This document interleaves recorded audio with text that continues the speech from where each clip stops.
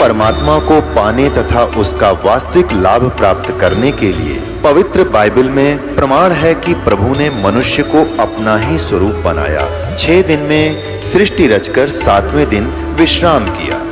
कुरान शरीफ में प्रमाण है कि हजरत मोहम्मद को खुदा स्वयं कह रहे हैं कि मैंने तुम्हें उस परमात्मा की महिमा बताने के लिए भेजा है। वो परमात्मा कबीर है जिसने 6 दिन में सृष्टि रची तथा 7वें दिन तख्त पर जा विराजा। उसकी खबर किसी बाखबर से पूछकर तो देखो। कृपया अवश्य सुनिए जगत गुरु तत्वदर्शी संत रामपाल जी महाराज के अमृत वचन।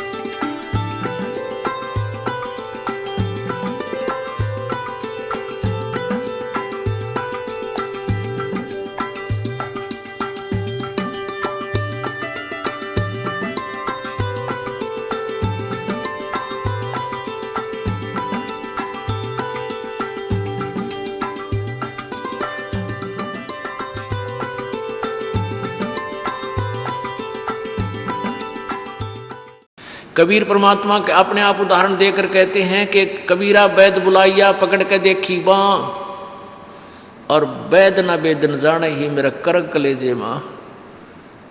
कहते हैं डॉक्टर बुलाया, डॉक्टर ने नाड़ी देखी बाँ पकड़ के, पहले ये थे थर्मामीटर हाथ से देखा करते हैं, और वैद कहता है इसका कोई बीमारी नहीं और रोज सूखते आवे। कहते हैं कबीरा वैद बुलाइया पकड़ के देखी बाँ, और वैद न वेद न जाने ही मेरा करक कलेजे माँ।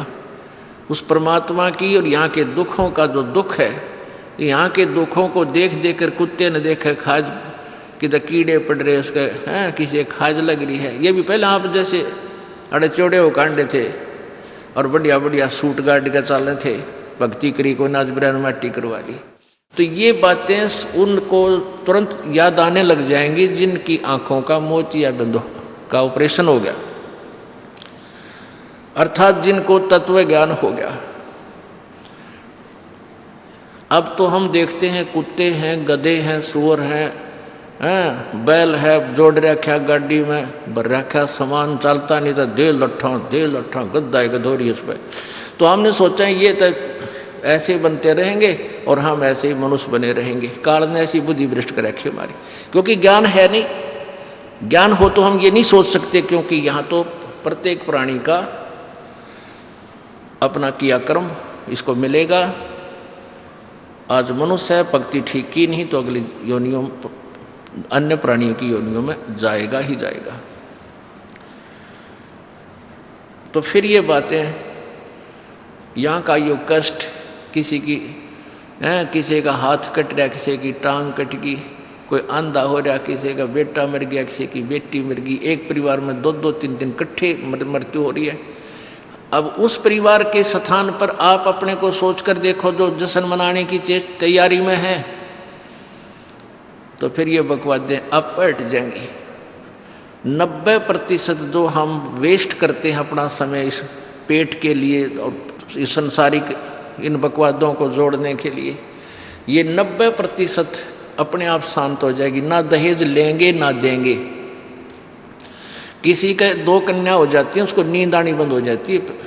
ऐसा हमने अपने आप एक मकड़ी वाला जाल फैला के आप पे फंस बैठे उसमें दहेज के चक्कर में, क्योंकि हमें ज्ञान नहीं। हम किसी से आज पैसा लेते हैं, अगले जन्म में वो पैसा वापस देना पड़ेगा। किसी ने मान ले किसी को दबाव देकर दहेज का पैसा ले लिया, या वैसे 2 नंबर के काम करते ले लिया, लेकर दिया नहीं, अगले जन्म में वो पूरा करना पड़ेगा। किसी का गधा बन कर देना पड़ेगा, किसी का भैंस बन कर देना पड़ेगा, और या फिर अगले जन्म में वो दामाद बन कर ले जाएगा जिसको आज तुम दामाद बन कर ले रहे हो। तो इस पंगे में अनजान व्यक्ति दिया करे, परमात्मा ने जो आपको देना है वही देना है, आपके प्रारब्ध में लिख रखा है। उसमें आप अगर फेरबदल करने की चेष्टा करोगे दूना दुख उठाओगे। फेरबदल भी परमात्मा ही कर सकता है। शास्त्र विद अनुसार साधना करने से आपके भाग्य में ना होगा वो पुण्य, और परमात्मा करवा कर या अपने कोटे से देकर आपको यहाँ होटल वाली सुविधाएं अवश्य देगा, पर अधिक नहीं मांगनी चाहिए। तो ऐसे नानक साहब जी से किसी ने प्रश्न किया, क्योंकि नए नए भक्त बहुत जाते रहते हैं। कहते हैं, हे गुरुदेव, हे परमात्मा, आप हमें कभी खुश नज़र नहीं आते, आप खोए खोए से रहते हो। तो नानक साहब जी कहते हैं, भाई क्या बताऊं। कहते हैं, ना जाने काल की कर डारे और किस विध ढल जा पासावे, और जिनाते सरते मौत खुड़क दी उनानू केड़ा हासावे। कि एक सेकंड का पता नहीं यहाँ के बिजली गिर जा और कहाँ गिर जा। जैसे सन 2000 की बात है, पूरा भारतवर्ष गणतंत्र दिवस 26 जनवरी मना रहा था। उधर से गुजरात के अंदर एक जबरदस्त भूकंप आ गया। लाखों व्यक्ति अपने ही मकानों के नीचे, जो 3-3, 4-4 मंजिल के, सारा जीवन पीढ़ी 2 पीढ़ी लाख का बनाकर उसमें जश्न मना रहे थे, उन्हीं के नीचे दबके और लाखों व्यक्ति मर गए। सुबह सुबह का समय, छुट्टी का दिन, और सारे घर में सेठ थे। काल ने किसा दाव लगाया। तो यहाँ परमात्मा कहते, तुम तो बालक हो, बालक कति डरते नहीं जरा से भी। डर जब हो जब आपको ज्ञान हो, और ज्ञान हो सत्संग से। सत्संग मान का समय नहीं कि तो और बकवाद हो रही हो, देख लो दुनिया इकट्ठी हो जा। और यहाँ कितने भक्त आ पाते हैं। जो आ पाते हो बहुत महान और पुण्य आत्मा है, उनके पिछले संस्कार इतने ज़बरदस्त हैं कि उनको प्रेरित करके लाते हैं। परमात्मा की रजा होती है उनके ऊपर। तो क्या बताते हैं, ना जाने काल की कर डारे और किस विध ढल जा पासावे, और जिनाते सरते मौत खुड़क दी उनानू केड़ा हासावे। अब फिर पूछते हैं, क्या प्रभु आप सदा ऐसे ही रहते हो। प्रश्न किया किसी ने नानक जी से। नानक साहब ने कहा कि भाई मुझे भी खुशी होती है, लेकिन वो खुशी हम ऐसे प्रकट नहीं करते जैसे अनजान लोग करते हैं, नाचे कूदो या हा हा हा दांदरे काटे। नहीं, अंदर ही होता रहता हमारे जो कुछ होता है। कहते हैं, साध मिले साड़ी शादी होंदी, साध मिले साड़ा शादी होंदी, और विछड़ जा दिलगिरी वे, अखदे नानक सुनो जहाना मुश्किल हाल फकीरी वे। कि तुम भक्तजन जब आते हो मेरे पास सत्संग सुनने के लिए, और जो उपदेश ले चुके हैं, और फिर वो सारे के सारे रह कर मेरे पास आ रहे हैं, तो मुझे बहुत खुशी होती है। उस दिन हमारे विवाह होता है, शादी होती है, समागम होता है, चहल पहल होती है। और जब तुम चले जाते हो, विछड़ जा दिलगिरी वे, तुम चले जाते हो जब मुझे दुख होता है। क्यों होता है कि तुम काल के उसमें पहुँच चले जाते हो, क्योंकि भक्त कम होते हैं और काल प्रेरित व्यक्ति ज़्यादा होते हैं।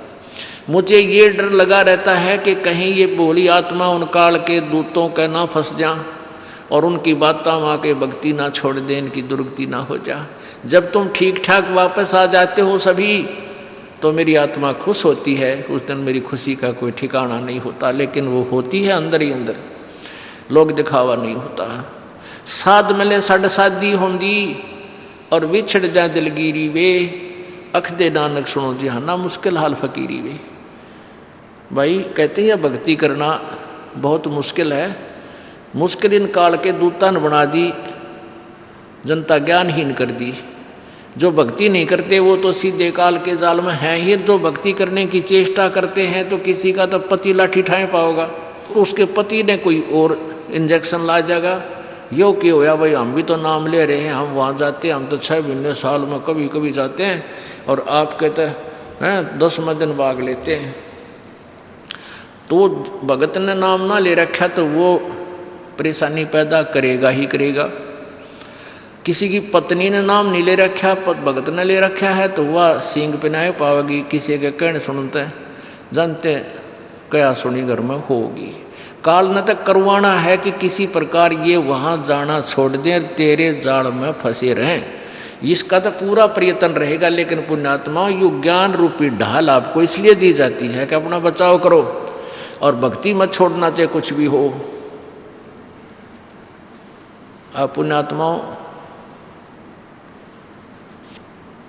अपने घर के काम में, ठीक है, पति पत्नी बच्चे सब कोई कार्य करना है तो सब मिलकर सलाह बनाकर कर लें, बहुत अच्छा होता है। उसमें कोई हानि लाभ भी हो जाती है तो विशेष दुख नहीं होता।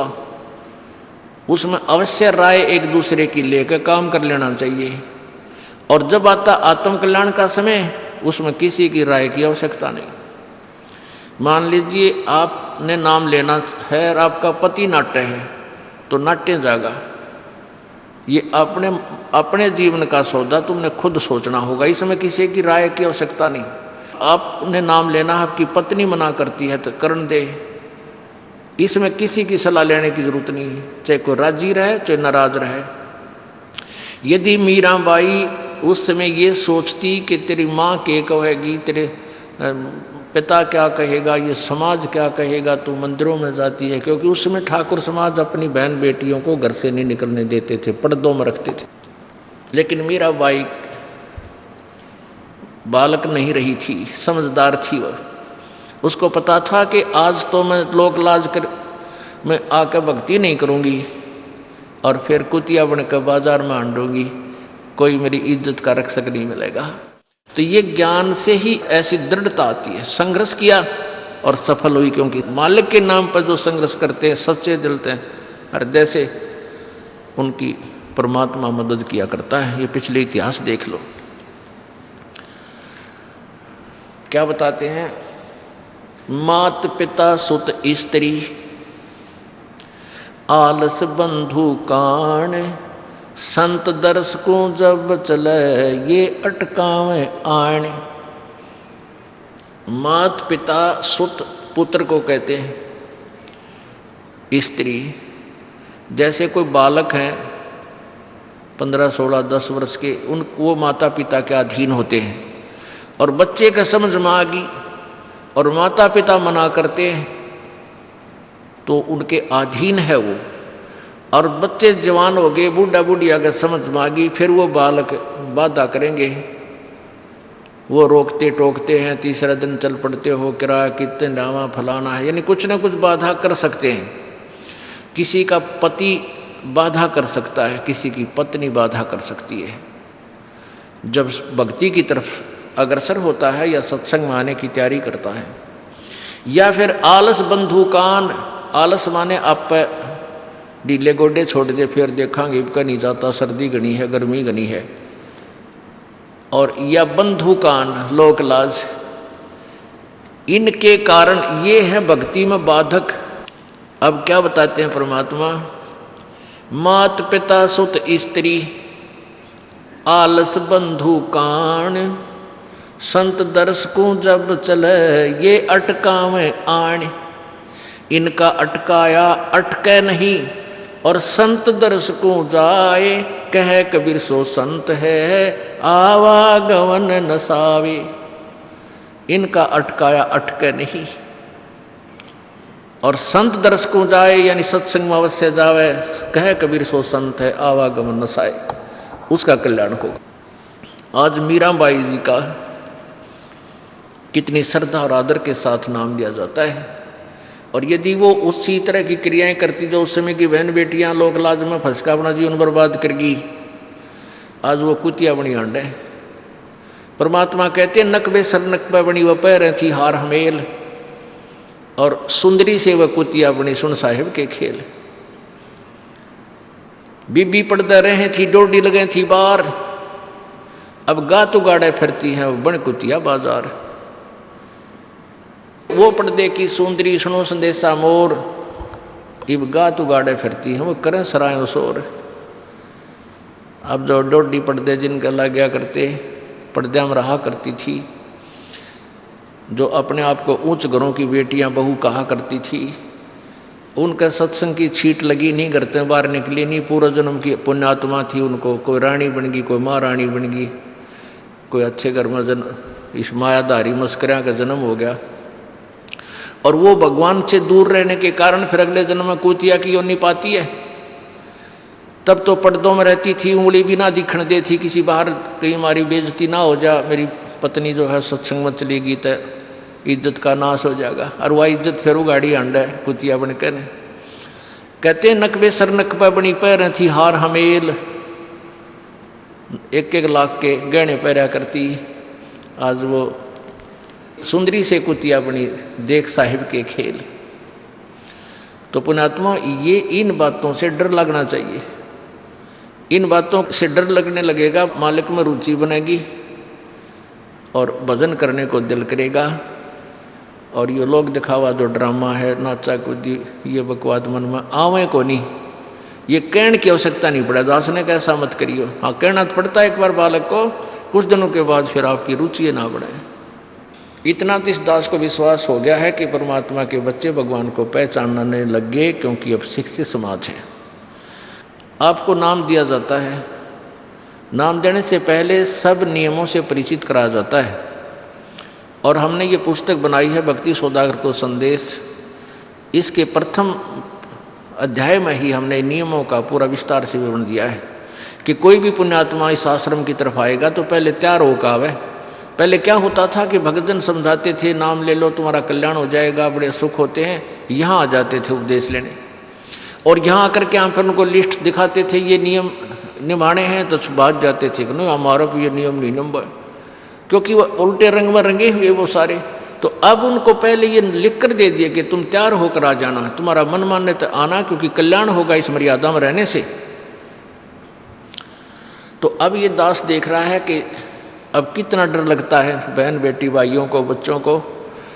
अब वो कहीं, क्योंकि समाज हमारा जो है सारा का सारा समाज काल प्रेरित है, उन्हीं क्रियाओं को कर रहा है जो ना करने वाली होती हैं। और हमारा भक्त एक घर में एक व्यक्ति ने नाम ले लिया और 5-6 व्यक्ति वो सारे शास्त्र विरुद्ध साधक हैं, तो उनके साथ संघर्ष बनता है बेचारे का जा करके।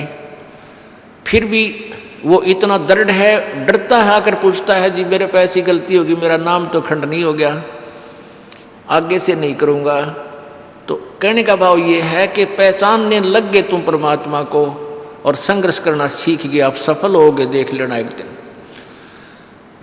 ये नाखून पालिश लगाते हैं, ओठों पर इसी बूंदी शक्ल बना लेते हैं, लाल वो लगा कर लिपस्टिक, इतना बेहुदी शक्ल बन जाती है। कहते हैं अब ऐसी मर्यादा बन गई, बहन बेटियां कहते हैं कि हम ऑफिस में जाते हैं तो ये लिपस्टिक वगैरह नहीं लगाते, नेल पेंट नहीं लगाते, तो क्या कहते हैं उस दूसरे कि तुम्हारे घर में कोई मर गया क्या?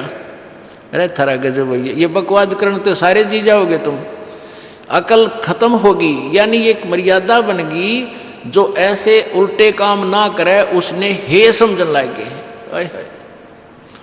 निरंजन धन तेरा दरबार जहाँ तनिक नहीं न्याय विचार, सारे उल्टे काम में राजी रहे। लेकिन हमारी बेटियां अब संघर्ष करती हैं कि हाँ उनको ज्ञान हो गया, वो तो बालक हैं, कुछ भी कह सकती हैं। तो अब हम सबको बताते हैं ये ऐसा नहीं करना, क्योंकि पहले हमारा ज्ञान गाँव में ज़्यादा चला था। इस दास ने गाँव में जाकर प्रचार किया, तो वहाँ तो ये था को ना लिपस्टिक का फंड था, ना कोई नाखून पालिश लाया करती, मेहंदी मुंदी ला लेती, तो यार वो भी मना कर दिया हमने, समझा दिया कि इसका कोई फ़ायदा नहीं है, अपना भक्ति करो। तो वो तो सब एक साधारण सी बात ही छोड़ छाड़ दी। अब शहरों में फैल गया परमात्मा का जो ज्ञान है। अब शहरों से जो बेटियां आती हैं वो सारे तो नाखुना निशी बुरे हालत सनाए पाऊंगी। और इधर बिहार में तो और बेगन हो रहा है, कति बुढ़ी बालक सारे लाल ये नाखुना न कति न कुसूती तरह पेंट करके लाऊंगी, इन्हों चमकान दे। अब इनको समझाना पड़ता है कि ये नहीं करोगे तो मान जाते हैं कि नहीं आगे नहीं करेंगे हम, क्यों इनकी आवश्यकता भी क्या है। भगवान ने जो कितने सुंदर नाखून पहले बना के दे रखे, इन पर क्या फायदा और बकवाद करने की। तो मालिक ने जो अंग दे रखे हैं वो बहुत अच्छे बना के दे रखे हैं, इसमें हमको फेरबदल करें, ये हमारी वो लोग दिखावा मेकअप है, इसकी हमें आवश्यकता नहीं। अब तो हम आपको बता रहे हैं, समझा रहे हैं पहली बार, फिर आप पे सियाने हो जाओगे, आपकी अब पर रुचि ना करे। जैसे नानक साहब कहते हैं, ना जाने काल की कर डारे किस विध डल जा पासा वे। जिना के सरते मौत खड़क दी उन्होंने केड़ा हसावे। अब प्रसंग था कि साध मिले साड़ी शादी होंगी और विछड़ जा दिलगिरी वे, अखदे नानक सुनो जहाना ये मुश्किल हाल फकीरी वे। तो नानक साहब क्या बताते थे कि तुम जाते हो यहाँ से सत्संग सुनकर और वहाँ आप ऐसे समाज में जाते हो जो सब काल प्रेरित होकर के वो साधनाएं, वो क्रियाएं, वो ड्रामाबाजी करता है, जिससे मुझे डर लगा रहता है कि कहीं आपकी क्रियाएं भंग ना हो जाएं और आप काल के मुंह में चले जाओ। जब तुम वापस आ जाते हो तो मुझे बहुत खुशी होती है कि परमात्मा के बच्चे काल के जाल से बचे हुए, तो उस दिन खुश होता हूँ मैं। और तुम चले जाते हो तो मेरी एक तो वो ज्ञान कि यहाँ काल का लोक है, ना जाने कब जाना पड़ जावे, इस कारण से डर से अपनी भक्ति करता रहता हूँ। और एक तुम्हारी भी चिंता खाती रहती है कि कहीं काल के जाल में ये बालक फिर ना फंस जाएं। तुम वापस आ जाते हो एज इट इज, तो फिर मेरी खुशी का ठिकाना नहीं रहता। साध मिले साड़ी शादी होंगी, साध यानी साधु संत, ये भक्त आप साध हो। साध माने जो साधना कर रहा है, और साधु सोए जो सीधा चाल है, यानी जो और लोग दिखावा बकवाद नहीं करता, शराब मांस तम्बाकू नहीं पीता और मेकअप वगैरह शरीर के वापस जरूरत नहीं। कहते पति भरता भावानी चोम चटक श्रृंगार। जो पति भरता यानी जिसने केवल अपने पति से ही लगा हुआ है, फिर उसने बकवाद करने की क्या आवश्यकता है। तो कहने का भाव यह है कि हम सच्चे ढंग से जब लगेंगे, फिर हमने अब पे इच्छा ना हो किसी वस्तु की। परमात्मा कहते हैं इस काया का गर्व ना करियो के काला के गोरा रे, और बिना भजन इसका कुछ काम ना आवे, चाहे एतर छड़को चारों ओरा रे। ये शरीर क्या है, ये गोरा दिखा है चाहे काला किसी का, इसने थोड़ा सा छोल के देख लो, एक जैसा कोबाड़ सब में भरा पड़ा है। ये ऊपर पालिश का फर्क रखे, अरे इससे नाम अच्छा बूंडा मान लेते हैं। नहीं, ये चाहे काला है चाहे टेढ़ा बेढ़ा है, चाहे किसा बूंडा काना लंगड़ा है, इसमें जब भक्ति कर गया वो सफल है, और इस मेकअप में लग गया रहा वो असफल है, चाहे वो कितना सुंदर दिखता हो। तो पुण्यात्मा परमात्मा कहते ये मिट्टी है, इस मिट्टी से हमने लाभ उठाना है, इसे सोना बनाना है, भक्ति रूपी धन कमाना है, तो इसी से कमाया जाएगा। अब प्रसंग है कि झूठे सुख को सुख कहे, ये मान रहा मन मोद, ये सकल चबीना काल का, कुछ मुख में कुछ गोदी। अब परमात्मा आप बताओ, हमें आकर के बोली आत्माओं हमें जगा रहे हैं, हमने काल के कुएं की भांग पी रखी है, यहाँ की मान बढ़ाई और इस माया की। कबीर परमात्मा कहते हैं कबीर ये माया अटपटी या त्रिगुणमयी माया, ब्रह्मा विष्णु महेश के द्वारा जो हमारे अंदर प्रेरणा कर रखी है, त्रिगुणमयी माया के विषय बता रहे हैं। कबीर ये माया अटपटी सब घट आण अड़ी, किस किस को समझाऊं ये तो कुएं भांग पड़ी। अब किस किस ने समझावा, सब एक तरह की भांग पी के एक जैसे विचार, एक जैसे बोल, एक जैसा ज्ञान इन्होंने ग्रहण किया हुआ है, और ये दास सच्चा ज्ञान सुनाता है इसका विरोध करते हैं, इसको जल्दी समझ नहीं पाते, क्योंकि इनको इस माया रूपी और अज्ञान रूपी भांग का नशा हो रहा है। तो परमात्मा कहते हैं कबीर ये माया अटपटी सब घट आण अड़ी, और किस किस न समझाऊं या तो कुएं भांग पड़ी, यानी सब ने एक जैसा ही ज्ञान ग्रहण कर रखा है, सबके एक जैसे विचार हैं। अब झूठा सुख कौन सा है, इन कार कोठियों को हम अपना मानते हैं, संतान संपत्ति को अपना मानते हैं। इसका उदाहरण आपको दे दिया। परमात्मा कहते हैं राम नाम कड़ुआ लगे और मीठे लागे दाम, दुविधा में दोनों गए भाई, माया मिली ना राम। माया तो मिले को नहीं, यानी मान लीजिए आपके पास अरबों संपत्ति अरबों हो भी गई, तो वह तेरी नहीं। आपको 2-4 रोटी सुबह 4 रोटी शाम है, और एक वर्ष में गणे 4 कपड़े कुर्ते पजामे बहुत, एक वर्ष में खत्म। अब पाटे को नहीं, ऐसा काम रह रहा आजकल। और 2 जोड़ी चप्पल जूते, और एक खाट का स्थान, एक चारपाई आ जा, गणित गणित 2 आ जा, जितने एक परिवार एक व्यक्ति को एक चारपाई। कहने का भाव यह कि ऐसा सीमित सा मकान, इतने की आवश्यकता आपको है, और बाकी पैसा आपके पास। उसने कहे सर में मारोगे, क्या करोगे उसका? अब या तो कि तो बकवादा में लावेगा, कि तो शराब पीवेगा, कि तो और कोठी खरीद कर गिर देगा, उस पर कोई कब्जा कर लेगा, फिर लट्ठम लट्ठा मुकदमे होंगे, या कोई ले लेगा रिश्तेदार, या कोई मित्र बन कर फिर दे को ना, फिर खेचा तानी रात न नींद आओ ना, वह रखेगी बेगन में पात्रे वो माया तने जीर्ण नहीं दे।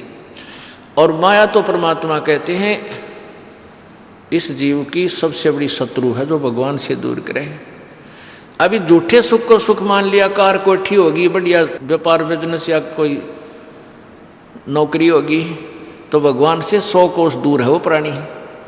कोई एक आध पुण्यात्मा इसे प्रेरणा होकर आ जाता, वो तो फॉर एग्जाम्पल होते हैं। तो परमात्मा कहते हैं इसे सुख का आग लगे जो भगवान से दूर करे। परमात्मा कहते हैं वो दुख अच्छा हमारे लिए जो परमात्मा के चरणों में हमें लगाए रखे।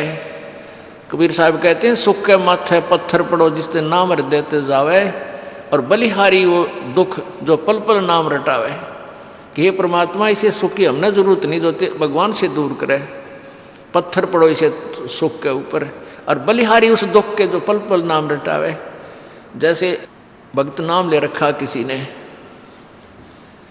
और उसको कोई पीड़ा हो जाती है, चिंता शुरू हो जाती है उसको, हे भगवान कदे कैंसर ना हो जा, हे परमात्मा कोई और ऑपरेशन ना बन जा। तो वहाँ तक जाता है जहाँ डॉक्टर के पास, और भगवान याद रह कर आता है, और वहाँ जाकर डॉक्टर करता है अल्ट्रासाउंड और एक्सरे वगैरह करके बता देता है कि आपको ऐसी कोई खास बीमारी नहीं है, नॉर्मल सी है, ये दवाई लो ठीक हो जाए। उसके बाद फिर परमात्मा के गुण कितने गाता है वो। जो भक्ति से दूर हैं वो तो भूल भाल जाते हैं, उनको तो परमात्मा याद आता है, कोई ना डॉक्टर दिखे। और पुण्यात्मा जो भक्ति करते हैं उनको डॉक्टर नहीं भगवान पहले दिखाई देता है। पुण्यात्मा आपके प्रारब्ध में, आपके संस्कार में मृत्यु है और कैंसर से है, और वो होगी, नाम ले रखा आपने, और डॉक्टर ने भी डिक्लेयर कर दिया कि कैंसर है भाई। पीछे आपको उदाहरण दिया था, एक लड़का रोहतक से, इकलौता पुत्र, और 10 साल के बाद पुत्र प्राप्ति हुई, और उस लड़के का कान में कैंसर बता दी, PGIMS रोहतक तक। उन डॉक्टरों ने फाइनल कर दिया और उसका पूरा डाटा अपने मोबाइल में नोट कर लिया कि इसका ऑपरेशन करवा ले और दिल्ली ले जा, हम नहीं कर सकते। वो रोता हुआ यहाँ आए। अब क्या है कि ये काल बड़ा उस्ताद है, थोड़ा सा सुख होते ही भगवान ने भूलन लाग जाए। वो 5 महीना में आए हमारे पास रोहतक से, जबकि आए महीना आना चाहिए था। 5 महीने में पता करा भाई कितने दिन में आए, वो 5 महीने वाला गेला। हमें भी ज़्यादा खींचातानी करें भाई इतना लेट क्यों हो गया, तो भगवान ने नहीं चाहिए तो फायदा क्या होगा। ये कुदरती है, जब इस महीने 2 महीने में आपके प्रेरणा नहीं उठी, लोर नहीं उठी आने की, तो फिर भक्ति कहाँ चल रही है आपकी। बंधन तोड़ कर आ जाओगे जिसके अंदर भक्ति चल रही है, चाहे कितनी दूर भी क्यों नहीं है इंसान। भारत में कोई दूर थोड़ा, कोई वीज़ा थोड़ा बनवाना है दोबारा आने के लिए, और वो भी नहीं आ पाते हैं, फिर भक्ति नहीं चल रही उनकी। तो फिर रोए दोनों, और लड़का भी रोए, उसकी पत्नी भी रो, उसका बाप भी, दोनों। वो लड़का छोटा ही था, 12-13 साल का। कहने लगे जी कैंसर बता दी, हमारा इकलौता पुत्र है। बुरा हाल, मेरी नहीं सुने, रोए वहाँ बेटा बात सुनो, आप दोबारा चेक कराओ और पूरी श्रद्धा रखना मालिक में। आप दोबारा ऑपरेशन कराने से पहले चेक जरूर करा लेना, ऑपरेशन नहीं मना करता मैं, और ऑपरेशन भी मालिक की दया से सफल होया करे इसी बूंदी बीमारी का। तो उनका यह बात जचगी, जानते डॉक्टर से कहा जी इसको ऐसे, वो रिपोर्ट दिखाई, और फिर कहा जी, वो डॉक्टर ने कहा अभी मैं दोबारा चेक कर लूँगा। मालिक प्रेरणा करता है कि एक बार चेक करना पड़ेगा, मैं ऑपरेशन करने से पहले चेकिंग फिर करूँगा। दोबारा चेक किया, उसने बताया इसका कोई कैंसर नहीं है, और कान की हड्डी बढ़े है, और 6 महीना में एक बार दिखा जाइए तो आप पर ठीक हो जाइए। अब पुण्यात्माओं, अब उस परिवार के को भगवान कितना प्यारा लगेगा, कितनी श्रद्धा बढ़ेगी। और आए महीने 2-2 चक्कर काटेंगे तो इंसान तो होंगे, शैतान होंगे तो फिर आपत्ति आओगी उन पर।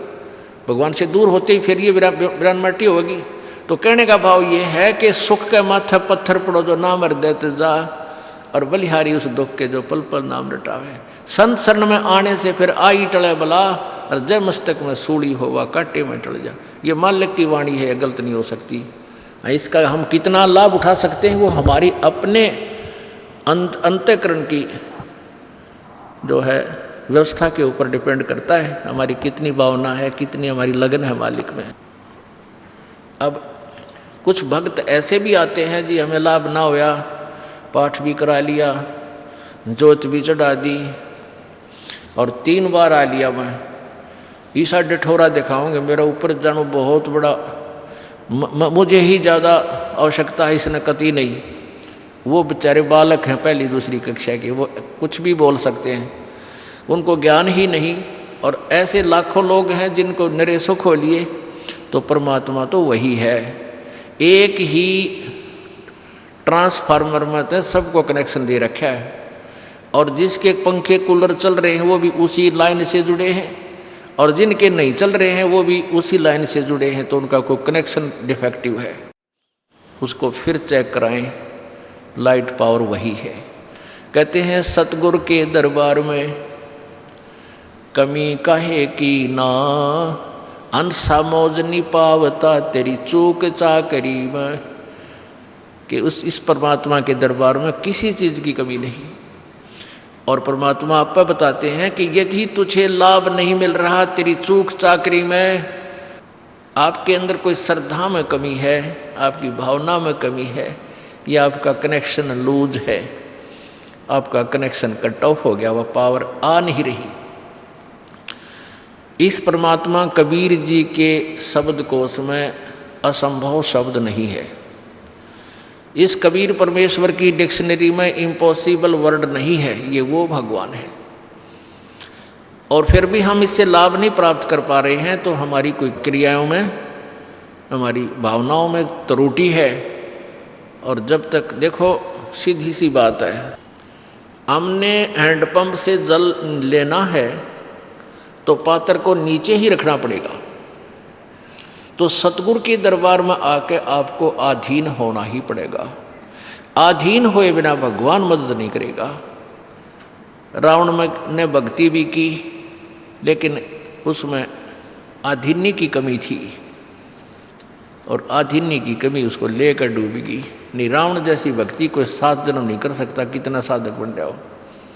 जब परमात्मा के नाम पर यहाँ से काट कर चढ़ा देना अगले समर्पण, तो कहने का भाव ये है कि और फिर उसके अंदर जैसा किया वैसा फल उसको मिलता रहा, लेकिन अधीन्य नहीं आई, फिर सारी करी कराई खो दी। तो इसलिए हमारे अंदर विनम्रता यानी सच्ची लगन, अंतःकरण में सत्यता, छल कपट नहीं रखे, माड़ी सी भी अपने सच्चे दरबार में आवे, गुरु जी के प्रति कोई विकार, यहाँ कर कोई भी दोष नहीं देखा है। यदि आप किसी में दोष देख रहे हो, वो दोष आपके अंदर है। एक चोर के यहाँ कोई व्यक्ति डट गया रात में, रात चलता शरीफ व्यक्ति, तो वो चोर सारी रात जागता रहा कि कहीं ये रात ने उठ कर तेरे घर में गड़बड़ ना कर जा, चोरी ना कर ले जा। और वो भला आदमी सामने सोया था, सवेरे उठा और सवेरे राम रमी करके चला गया, रात काटनी थी। अब वो दोष उस चोर में था कि कदे ये चोरी ना कर ले, रात ने तेरा सामान ना निकाल ले जा। और वो भला आदमी चैन से सो रहा, उसको लेना नहीं देना। तो ऐसे ही एक घर में चोर आ गया, रात चलता व्यक्ति था, वो था चोर, डट गया किसी के घर पे। उस भले व्यक्ति ने वो चोर ना दिखाई दे था, क्योंकि उसमें दोष नहीं था। उसने अपने घर में उसको रोका, गर्मी सर्दियों के दिन थे, वहीं जहाँ आप सारा परिवार सो रहा था वहाँ सो गया। रात ने उठ कर उन्हीं के घर में चोरी करके चोर जाता रहा। अब वो भले आदमी के मन में दोष नहीं था, वो ना जा गया, क्योंकि उसने अपने जैसा दिखा था। और वो भला आदमी उस चोर के घर डटा, तो उस चोर ने वो भला आदमी भी चोर दिखाई देता, वो दोष उसके अंदर है। तो इसी प्रकार आप किसी अन्य में कोई दोष देख रहे हो, वो आपके अंदर उससे अधिक मिलेगा। ये टटोल के देख लेना। जब आपके अंदर कोई दोष है नहीं तो आपको दूसरे में दिखे को ना। ये एक अपना दर्पण है अपने अंदर के विकार देखने का। परमात्मा कहते हैं बुरा जो देखने में चला बुरा ना में लिया कोई, और जब दिल खोजा अपना मेरे तो बुरा नहीं कोई। जो क्रिया हम बुराई करते हैं हम दूसरे में देख लेते हैं, 20 आगे गावांगे देख रहे हो वो नौकरो थी वो नौकरो था, और वो आप 20 करे उतने। तो हमने पहले अपने अंतःकरण को साफ करना चाहिए, फिर और करें तो अपने आप बढ़ेगा। तो हम ठेकेदार ना बनकर अपनी भक्ति करें और परमात्मा को पाने का प्रयत्न करें, यहाँ से पीछा छुटवाने का। ये व्यवस्था तो मालिक की है, वो किसने कैसे क्या सेट करना है। तो इस प्रकार यहाँ आते हुए भी लाभ नहीं हो रहा, फिर भी आपकी कोई कमजोरी आपको सेध रही है, दुख दे रही है, बाधक बन रही है, उसको ठीक करो। अब प्रसंग चल रहा है कि झूठे सुख को सुख है ये मान रहा मनबोध, ये सकल चबीना काल का और कुछ मुख में कुछ गोद है। अब परमात्मा क्या बताते हैं,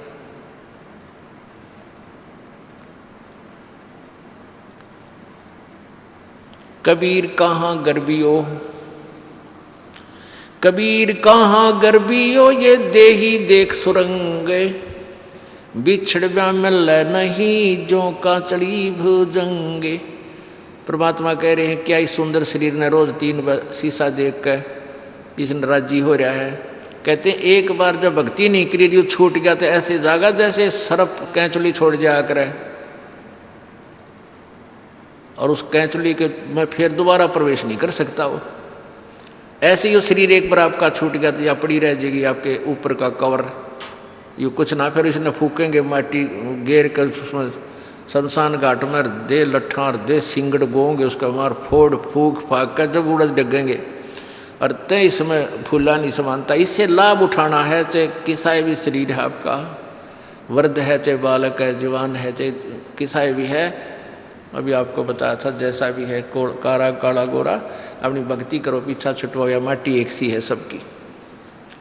परमात्मा कहते हैं भाई कहाँ जन्मे कहाँ पाले पोसे, और खूब लड़ाए लाडे, ना बेरा इस देह के कहाँ खंडेंगे हाडे, ना जर बेरा कित मारेगा काल। कबीर कहाँ गर्बियो ये काल गह करके से, ना बेरा कित मारेगा यो के घर के परदेश। कहते हैं के फूला फिर ऐसे छोटे से नकली सुख मान रहा तू, और काल जो है तेरे बाल पकड़ेगा। काल गह कर केश, कर माने हाथ, केस माने बाल, और ना बेरा कित मारेगा के घर के प्रदेश। अब आपने उस आंध्र प्रदेश के मुख्यमंत्री की स्थिति देखी, ने कह रहे किसी जगह मारेगा काल की तो पानी पैनी अभी ना पावे, वहाँ पटका ठाक है 3 दिन मत नो बेरा पट्टा पड़ा कहाँ पर है। तो पुण्यात्माओं बात ये नहीं कि वो मर गए इस तरीके से, लेकिन जो थोड़े से जिनको हम बड़े व्यक्ति मानते हैं उनकी दुर्गति होती दिखे ना, जब यो मन पापी ठीक ठिकाना आ जाता है। आम आदमी तो रोज मरा है, उसकी तो चिंता नहीं, मानते नहीं। ऐसे जो जिनको हम सुप्रीम पावर माना थे, मुख्यमंत्री बिरानी के पाड़ मानते थे हम बिना ज्ञान में, और उसकी के दुर्गति हुई। कहते हैं जो भक्ति नहीं करता उनके ये बिरान माटी होंगी, और जो परमात्मा का नाम लेता है उनके साथ ऐसा नहीं होगा, ये गारंटीड बात है। अगर इतना भी अंतर नहीं है तो फिर भगवान की आवश्यकता ही समाप्त हो जाती है। ध्रुव प्रहलाद मीराबाई के इतिहास देख लो, मीराबाई को विष पिलाया गया था, विष भी अमृत बन गया उस परमात्मा की भक्ति और शक्ति से। इसलिए पुण्यात्माओं आपको जो ये क्रिया कर रहे हैं आपका घनी काम आओगी। अब तो आपको ना इतना महसूस हो रहा है, लेकिन आने वाले समय में कहते हैं कल्पे कारण कौन है कर सेवा अपनी काम, और मन इच्छा फल देऊंगा जो पड़े मेरे ते काम। आपका मित्र है मुख्यमंत्री, आपका मित्र है प्रधानमंत्री, आपका एक्सीडेंट हो जाता है, एक्सीडेंट में मृत्यु हो जाती है, वो नहीं बचा सकता चाहे आपको कितना ही निकटतम है, वो स्वयं अपनी जान नहीं बचा सकता। तो वहाँ धनी का रोल शुरू हो जाता है, जहाँ परमात्मा का रोल शुरू होता है, जो ऐसे स्थान पर आपकी रक्षा करेगा। तो हमने इन अन्य सहारों को त्याग कर परमात्मा का आसरा ही लेना चाहिए। जैसे द्रौपदी को नंगा किया जा रहा था, दुशासन उसका चीर पकड़ के उतारने को तैयार था। तो पहले तो उसके मन में ये था कि भीष्म पितामह, द्रोणाचार्य और कर्ण जैसे ये हमारे यहाँ पर वयोवृद्ध बैठे हैं, हमारे बुजुर्ग बैठे हैं, इनकी क्या हिम्मत है मुझे नंगी कर देंगे सभा में। सभा नो पूरी हजारों की संख्या में आदमी बैठे और पांचों पांडव बैठे वहाँ पर जुए में हार के द्रौपदी को।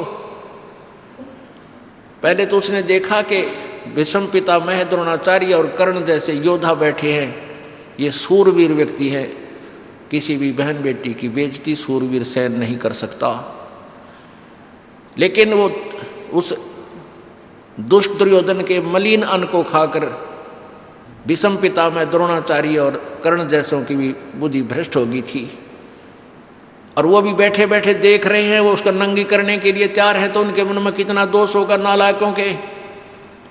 या तो खड़ा होकर कह देना था, खबरदार जो लड़की का हाथ लगाया निकम्मो, और उन तीनों योद्धाओं में से एक भी खड़ा होकर ये कह दे, खबरदार जो इस बेटी को हाथ लगाया है, तो दुशासन की औकात नहीं थी उसको दोबारा छू दे कपड़े को। वो इतने सूरवीर थे, उनको सबको पता था। लेकिन ज्ञान बिना और दुष्ट व्यक्ति के संग में अच्छे व्यक्ति भी बुरे बन जाते हैं। इसलिए सत्संग की आवश्यकता पड़ती है, सज्जन पुरुषों के संग की आवश्यकता है। तो ना तो भीष्म पितामह बोला, ना द्रोणाचार्य, ना कर्ण। फिर उसने सोची, पहले तो उनकी तरफ देखा द्रौपदी ने, लेकिन नीची नाड़ गर्दन कर ली, किसी ने कोई जवाब नहीं दिया। अपने पांचों पांडवों की तरफ देखा, जब तक तो ये सोच रही थी ये पांचों पांडव इन उद्मस्तार देंगे, जब मेरे साथ भी लगा दिया तो ये मेरे रक्षक हैं, मेरे पति हैं। जब पांचों पांडवों की तरफ देखा तो उन्होंने भी नीची गर्दन कर ली, क्योंकि वो जुए में हार चुके थे। उस समय एक भगत बीज वहां बैठा था, विदुर, जो दुशासन का चाचा था, दुर्योधन का चाचा था, अंकल। उसने खड़ा होकर कहा था कि अरे बोले, अरे निकम्मो, दुशासन, दुर्योधन, तुम किसको नंगा कर रहे हो, किसकी बेइज्जती करना चाहते हो? तुम एक का परिवार, चाचे ताऊओं की इज्जत न्यारी नहीं होती बुद्धिमान व्यक्ति को। विदुर कहे, ये बंधु थारा, एक का कुल एक का परिवारा। अब इस बात को जब विदुर ने कहा कि भले आदमियों तुम न्यू तो देख लो, बेइज्जती किसकी कर रहे हो? पांडवों की पत्नी में तुम्हारी पत्नी में क्या अंतर है? दुनिया के थूकेगी तुमने, तुम्हारा एक ही कुल है, एक ही परिवार है, तुम अपनी इज्जत आप उतार रहे हो। कहते हैं दुशासन ने, दुर्योधन से छोटा भाई था, जो अपने चाचे के मुंह पर थप्पड़ मारा कि तू तो पांडवों का चमचा है। इन की ओर बोला करे सदा, तो बांदी का जाया है ना, तू बांदी से उत्पन्न हुआ है, क्योंकि वो बांदी से जन्म था। विदुर के मुख पर लगा थपेड़ा, तू तो है पांडवों का चेहरा, और तू तो है बांदी का जाया। और वहां पर कहते हैं भीष्म, कर्ण और द्रोण मुस्काया।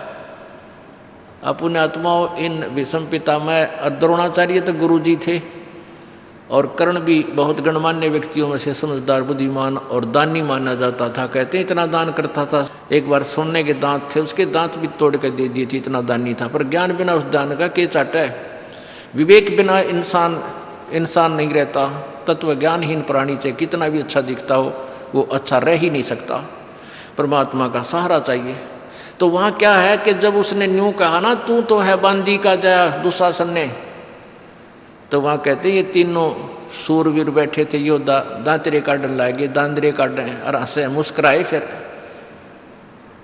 जब उसने अपने चाचे का थप्पड़ मारा और ये कहा तू तो है बांदी का जाया, तब भीष्म, द्रोण और कर्ण मुस्काया। जबकि उन्हें खड़ा हो गया, धमकाना चाहिए था, निकम्मे तने अपने चाचे पर हाथ ला दिया, तेरे जैसा दुष्ट नहीं। अपने बाप पर हाथ उठा दिया, चाचा पर हाथ उठा दिया, तो एक जैसी बात है। लेकिन वो हंस मुस्कुराए अंदर अंदर, अरे थरा गजब भैया।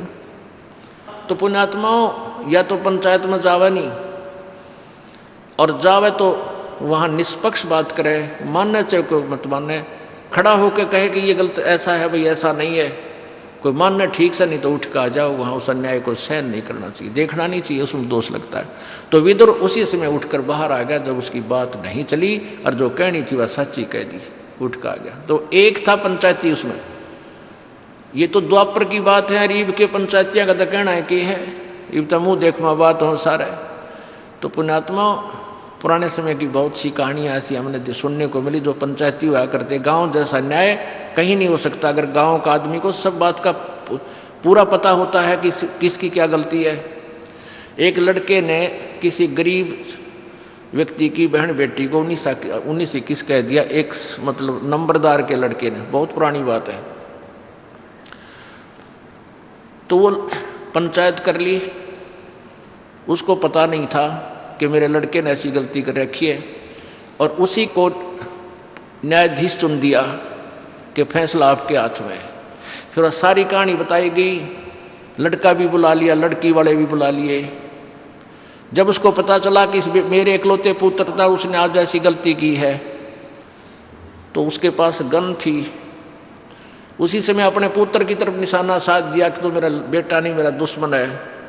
तो जिसकी लड़की थी उसने उसको ऊपर को कर दिया, लड़के का नहीं लगने दिया, कि जब आपने इतना दुख मान लिया तो हमारा न्याय हो गया। और ईब के है इब सांझ ने पंचायती शाम ने कुछ बात करें, सवेरा गुटी ला के बदले पावे, ये पंचायत होगी। तो पुण्यात्माओं, उस लड़की वाले ने उस लड़के की जान बख्शती नहीं, वो खुद उसकी गोली से मारना चाहता था। शाहजहां मुसलमान था, वीर हकीकत राय और एक मुसलमान के बालक इकट्ठे पढ़ा करते, उनका आपस में कहा सुनी होगी। एक हकीकत राय ने उनकी फातिमा जी को गाली दे दी, और उसने दुर्गा को गाली दे दी मुसलमान के लड़के ने। तो उसके शाहजहां के साले ने गलत बात बता कर राजा को सच्चाई से अपरिचित रख के और हकीकत जी को यानी मरवा दिया, उसको चिढ़वा दिया, ख़त्म करवा दिया। जब शाहजहां को पता चला, अपने साले को तीर मार दिया था कि तू दुश्मन है, बालका की छोटी मोटी लड़ाई इतने कोड कहानी बना दी नालायक। तो पुण्यात्माओं, अब कितना सतर गिर गया, हद हो रही है भगवान। तो ऐसे द्रौपदी ने जब ये देखा कि भी पहले तो उसने सहारा तकिया अपने 5 पतियों का, वो भी योद्धा थे भीम जैसे बलि, और फिर उसने आसरा तकिया सहारा लिया सामने बैठे उन बुजुर्गों का, भीष्म पितामह, द्रोणाचार्य और कर्ण का, और फिर भी कोई सहयोग कहीं से नहीं मिला। परमात्मा कहते हैं भीष्म पितामह, द्रोणाचार्य और कर्ण तो उस दुर्योधन, क्योंकि दुर्योधन को राज प्राप्त हो गया था, दुर्योधन के पास रहते थे, उसने अच्छे बाग में रखे हुए थे, वहाँ खूब मेवा फल फ्रूट खिलाया करता था, सेवा करता थे उसके नौकर। उस मलिन अन्न को खाकर वो उससे दबाव में आगे बंध गए उसके साथ, इसलिए नहीं सच्चाई कह सके। और 5 पांडव जुए में हार चुके थे, वो वचन बद्ध हो चुके थे, वचनों में बंध गए थे। तो परमात्मा कहते हैं बंधे से बंधा मिले छूटे कौन उपाय, और कर बंदगी निर्बंध की जो पल में दे छुड़ाए। अब जैसे 4 आदमी न्यारे न्यारे अलग अलग खंभा तो बांध रखे हैं, और एक बंधा हुआ दूसरे बंधे हुए से कहता तू मुझे खोल दे, मैं आपके आगे हाथ जोड़ता हूँ, तो क्या वो बंधा हुआ व्यक्ति उसको खोल देगा? हाँ, कोई खुला व्यक्ति आ जाता है, उसको प्रार्थना करे तो सारे के बंधन खोल दे। तो परमात्मा निर्बंध है, बाकी सब बंधे हुए हैं, चाहे मंत्री है, चाहे मुख्यमंत्री है, चाहे प्रधानमंत्री है, चाहे पूरी पृथ्वी का कोई शासक है। केवल परमात्मा का सहारा लेने से ही हम परमात्मा से लाभ प्राप्त कर सकते हैं। हम दूसरे का सहारा लेते हैं तो परमात्मा पीछे हट जाता है। इसलिए हमने अपने ईश्वर को आगे रखना चाहिए प्रत्येक काम में। देखो, आप डॉक्टर के पास जाते हो, डॉक्टर दवाई दे देता है, आपको आराम हो गया, तो हमारे मन में ये आता है डॉक्टर की दवाई से नहीं, भगत के मन में ये आओगा कि मेरे परमात्मा ने दया करी, नहीं तो वो डॉक्टर दवाई दे उसका रिएक्शन कर जाती है दूसरे आदमी का। दवाई देता है वह दूने एक्शन शुरू कर देती है, वो लगती है कोई ना। और परमात्मा की शरण माने के बाद आपको वो बुद्धि परमात्मा डॉक्टर भी उसी कंट्रोल में है, ऐसी दवाई दिवाओगा एक गोली तो ठीक हो जा, और ना तो वह बात बढ़ के करा कि अपने कह खड़ी हो जा, ऑपरेशन तो भी पांडा ना छूटे। तो इस प्रकार कोई भी कार्य हमारा होता है, चाहे किसी से भी होता है, करे करावे साइया मन में लहर उठा, दादू सरदर जीव के अब बगल हो जा। आपके मन में भी नहीं आएगा कि इस व्यक्ति ने मेरा काम कर दिया। जब आप ज्ञान से परिचित हो जाओगे आपको केवल परमात्मा ही याद आएगा, भगवान मेरे परमात्मा ने ऐसा किया, दाता आप बिना हो ही नहीं सकता थे। तो करावे साइया मन में लहर उठा, करावे किससे थे, लेकिन हमारा काम भगवान बिना नहीं होगा और होता भी नहीं। तो हम फिर पतिव्रता पद पर आ जाएंगे कि हमने भगवान के अतिरिक्त किसी में आस्था रहे को ना, और है भी ये सच्चाई। तो तभी हम ऊपर उठेंगे, तभी हम परमात्मा के निकट आएंगे, और परमात्मा के निकट आएंगे तो फिर सारे लाभ होंगे। कहते हैं कल्पे कारण कौन है, कर सेवा निकाम। अब तू रह कर कल्पना करता है, कदे न्यू ना हो जाए, न्यू ना हो जाए, भगवान न्यू हो जाए। कहता तू निष्काम भाव से सच्चे दिल से बिना मनोकामना पूर्णा के अपने करता रहे, तू सेवा पूजा कर, साधना कर, मन इच्छा फल देवेगा। जब पड़े जनित काम फिर आपको मन चाया फल देगा, जब उस मालिक के सत्र का काम आवेगा। हम के मांगा, हाँ भैंस नहीं ना हुई है, आज दूध ना दिया, ठीक है गरीब आदमी ने इतना दुख बतेरा है यो भी, लेकिन आप भक्ति करो जो मर्यादा हमने बता दी, इस नाम को जपते रहो। इसके जपने से, साधना करने से ये जो संसारिक सुख है आपके आप होंगे। इस मंत्र में, इस भक्ति में ये बट नेचुरल है, ये बाई प्रोडक्ट है इस भक्ति का, जिसको तुम मांग रहे हो। जैसे किसान ने गेहूं बोने हैं, गेहूं बीजने का मुख्य उद्देश्य है अपनी जीवन रक्षा करने का, परिवार की जान बचाने का, कि हमें गेहूं मिले, कणक मिले। उसके लिए भूसा उसका उद्देश्य नहीं होता, वो तूड़ा उद्देश्य नहीं होता। अब देखा हमने कई पहले बड़े बड़े फार्म जिसके 20-20, 50-50 एकड़, 40-40, 100-100 एकड़ ज़मीन है, वो क्या करते हैं कि कंबाइन से कटा देते हैं, वो ऊपर से गेहूं निकाल लेते हैं और तूड़ा भूस पड़ा रहे वहाँ पर ऐसे छोड़ देते थे। उनका उद्देश्य गेहूं ही प्राप्त करना था। तो ऐसे ही हमारा उद्देश्य मोक्ष प्राप्ति है, और उसमें फिर वो तूड़ा जो है आप हो जाएगा। जैसे आपने गेहूं बीजे हैं तो तूड़ा यानी भूस तो होगा ही होगा, पहले भूस होगा और पाछे गेहूं मिलेगा। तो आप यदि उद्देश्य मोक्ष ही मानकर यहाँ कार्य करोगे, भक्ति करोगे, तो यहाँ संसारिक सुख तो आपको मिलेंगे ही मिलेंगे, ये तो हो ही नहीं सकता। ये बाई प्रोडक्ट है इस भक्ति का। और हम मांगने तूड़ा आवे हैं, हम डिमांड ही इसकी करते रहते हैं, यूँ हो जा, यूँ हो जा। कोई नहीं, नए नए बच्चे आते हैं, उनको ज्ञान नहीं, उनको तो हम कहते बेटा होगा, और होगा ऐसी बात नहीं, क्योंकि आपके भाग्य में नहीं है वो वस्तु। भाग्य में नहीं रही, प्रारब्ध में नहीं रही, तो आपत्तियां आई आपके ऊपर, पाप कर्म आपके बढ़ गए, तो परमात्मा कुछ फर्स्ट तो आपको अपने कोटे में तय आपको देगा, कबीर भगवान देगा इस दास के माध्यम से, और आपको राहत मिलनी शुरू होगी, ताकि आपका दिल डटे कि ये परमात्मा है या कबीर भगवान है हमारा। अब धर्मदास जी ने कबीर परमेश्वर जी से पूछा कि हे भगवान, कोई आप चमत्कार नहीं दिखाते। अब भोली भाली आत्मा शुरू में इसे प्रश्न किया करते हैं।